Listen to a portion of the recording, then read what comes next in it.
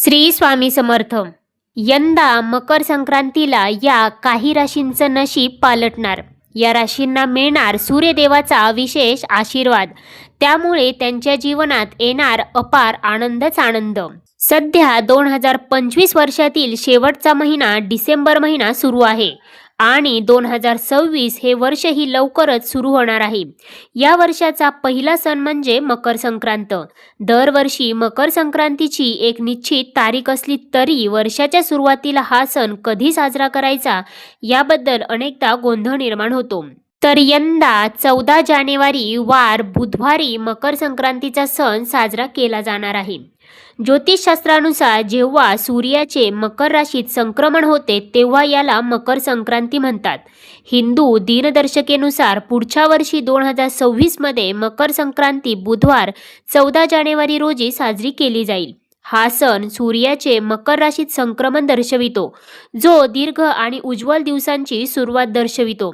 सूर्यदेवाला समर्पित हा सण संपूर्ण भारतात पोंगल, उत्तरनारायण, माघ, बिहू अशा वेगवेगळ्या नावांनी साजरा केला जातो. धार्मिक मान्यतेनुसार मकर संक्रांतीला सूर्याचा मकर राशीत प्रवेश होतो, ज्यामुळे उत्तरायणाची सुरुवात होते. सूर्याचा पवित्र उत्तरायण प्रवास हिंदू श्रद्धेनुसार उत्तरायण हा अतिशय शुभ मानला जातो, जो आध्यात्मिक प्रकाश, सकारात्मकता आणि अंधारावर प्रकाशाचा विजय दर्शवतो.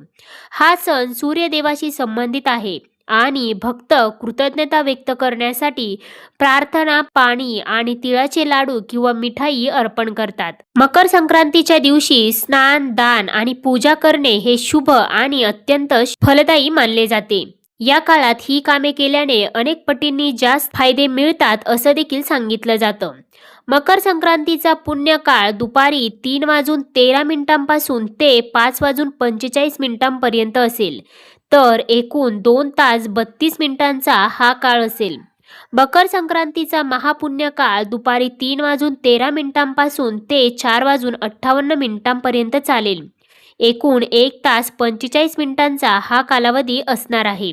या मकर संक्रांतीच्या दिवशी या काही राशींचे नशीब हे पालटणार आहे. त्याच राशींबद्दल आज आपण या व्हिडिओमध्ये जाणून घेणार आहोत. त्यामुळे तुम्ही हा व्हिडिओ शेवटपर्यंत नक्की पहा. चॅनेलवरती नवीन असाल तर चॅनेलला सबस्क्राईब करा. मकर संक्रांतीच्या दिवशी विवाहित महिला सुगड पुजतात. सुगड म्हणजे मातीची छोटी बोळकी. या दिवशी सकाळी लवकर उठून स्नान करावे, मग सूर्याला अर्घ्य द्यावे. त्यानंतर विवाहित महिला या दिवशी काळ्या रंगाचे वस्त्र घालून पूजा करू शकतात. त्यानंतर विवाहित महिला या एकाच दिवशी काळ्या रंगाचे वस्त्र घालून पूजा करू शकतात. त्यामुळे पूजेचा शुभ मुहूर्त पाहून आपल्या देवघरात 5 सुगड घ्यावेत. ते एका पाटावर ठेवावे. त्यानंतर त्यांना लाल धागा बांधावा, हळद कुंकू लावावे. सुगडीत बोरे, गाजर, शेंगा, उसाचे तुकडे, हरभरा, तिळगुळ ठेवावे. त्यातील एक सुगड आपल्या देवघरात ठेवावे, दुसरे तुळशीपाशी ठेवावे. त्यानंतर राम मंदिरात जाऊन रामाचा ओवसा करावा. एक सुगड रामापाशी ठेवावे, एक सुगड सवाष्णीला द्यावे व एक सुगड कोणत्याही मंदिरात ठेवावे. अशा प्रकारे सुवासिनी महिला पूजा करतात. त्यानंतर तिळाची गोड पोळी घरात केली जाते व त्यालाच देवाला नैवेद्य देखील दाखवला जातो. पौराणिक कथेनुसार शनिदेव हे आपल्या पुत्राला भेटण्यासाठी त्याच्या घरी जातात व शनिदेव हे मकर राशीचे देव असल्याने तो दिवस संक्रांतीचा मानला जातो. तसेच या दिवशी सूर्यदेव मकर राशीत संक्रमण करत असल्याने ज्योतिष घटनांसाठी हा दिवस महत्त्वाचा मानला जातो. सूर्य मकर राशीत प्रवेश करतात म्हणजेच ते आपल्या पुत्राला शनिदेवाला भेटतात अशी देखील मान्यता आहे. आणखी एका कथेनुसार देवीने संक्रासूर राक्षसाचा वध ज्या दिवशी केला त्या दिवसाला मकर संक्रांती म्हटले जाते. तसेच संक्रांतीच्या दुसऱ्या दिवसाला किंक्रांत म्हटले जाते. या दिवशी कोणतेही शुभ कार्य केले जात नाही. या दिवशी देवीने किंक्रासूरला मारले असल्याने हा दिवस किंक्रांती म्हणून देखील ओळखला जातो. चला तर आता जाणून घेऊया त्याच भाग्यशाली राशींबद्दल ज्यांना मकर संक्रांतीच्या दिवशी मिळणार आहे सूर्यनारायणाचा विशेष आशीर्वाद. त्यामुळे त्यांचे नशीब पालटणार आहे. परंतु त्याआधी तुम्ही या व्हिडिओला एक लाईक करून कमेंट करा, जय सूर्यदेव. सगळ्यात पहिली भाग्यशाली रास आहे ती म्हणजे मेष रास. ज्योतिषशास्त्रानुसार मेष राशीसाठी 2026 वर्षाची सुरुवात अत्यंत शुभ राहील. तसेच मकर संक्रांतीचा दिवस तुमच्यासाठी फलदायी असेल. कामावर तुम्हाला वरिष्ठ आणि कनिष्ठ दोघांचीही अपेक्षित पाठिंबा मिळेल. जर तुमचे काम चांगले असेल तर तुमचा पदोन्नतीसाठी देखील विचार केला जाऊ शकतो. तुम्हाला पदोन्नती देखील मिळू शकते. व्यवसायात गुंतलेल्या मेष राशीच्या लोकांना इच्छित करार देखील मिळू शकतात आणि त्या करारातून तुम्हाला नक्कीच मोठा फायदा देखील होऊ शकतो. तुम्ही कामासाठी प्रवास कराल जो आनंददायी असेल आणि नवीन संपर्कांना कारणीभूत ठरेल. नवीन नोकरीसोबतच नवीन जबाबदाऱ्या देखील येतील. त्यासोबतच नवीन वर्ष तुमच्यासाठी नवीन मार्ग, नातेसंबंध आणि काम घेऊन येईल. तुम्ही लग्न देखील या काळामध्ये नक्कीच करू शकता. त्यासोबतच हा काळ तुमच्यासाठी खूपच खास ठरणार आहे, कारण या काळामध्ये सूर्यदेवाचा विशेष आशीर्वाद तुम्हाला प्राप्त होत आहे.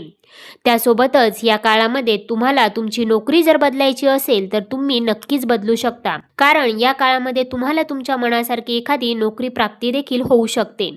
त्यानंतर पुढची रास आहे ती म्हणजे तूळ रास.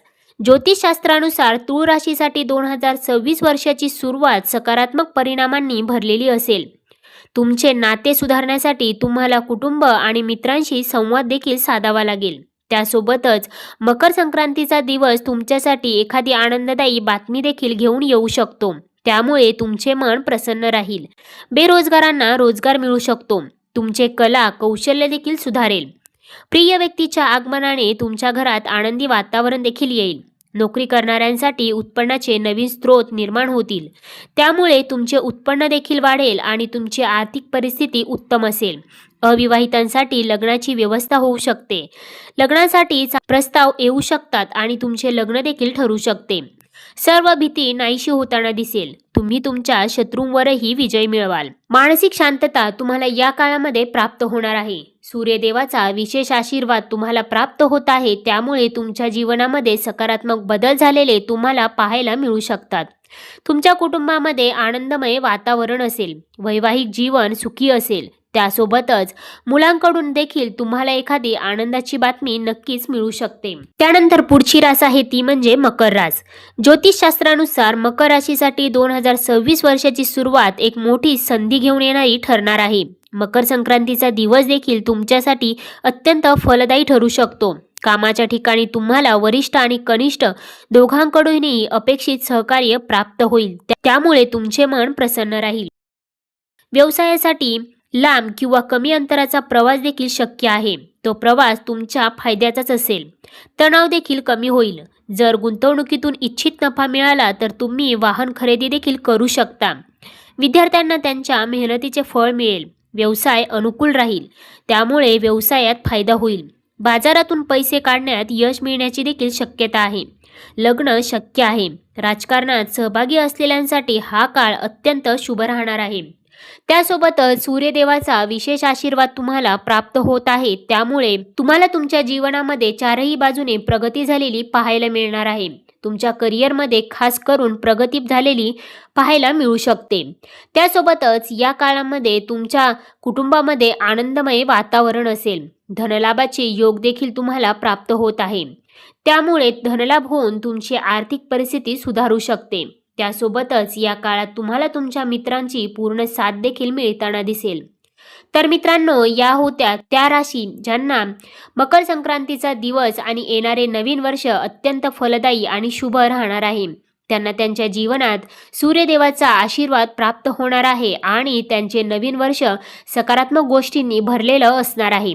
यामध्ये तुमच्याही राशीचा समावेश आहे का? कमेंट करून नक्की सांगा.